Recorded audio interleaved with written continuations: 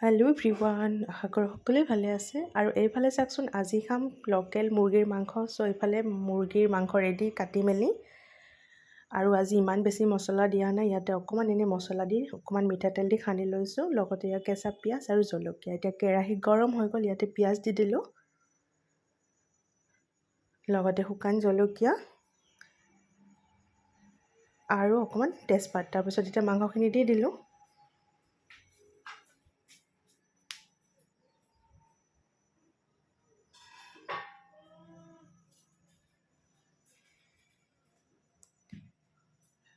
লগতে সানি লওঁতে নিমখ আৰু হালধি দি দিছোঁ।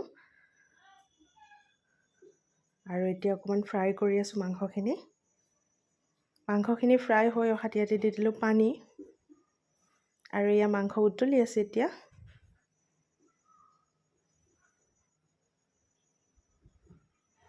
আৰু মাংসখিনি উতলি আহি থাকোঁতে মই গৰম মছলা দি দিলোঁ। ভিডিঅ'ত বাৰু দেখুওৱা নহ'ল। চ' ফাইনেলি মোৰ মাংস ৰেডি হৈ গ'ল।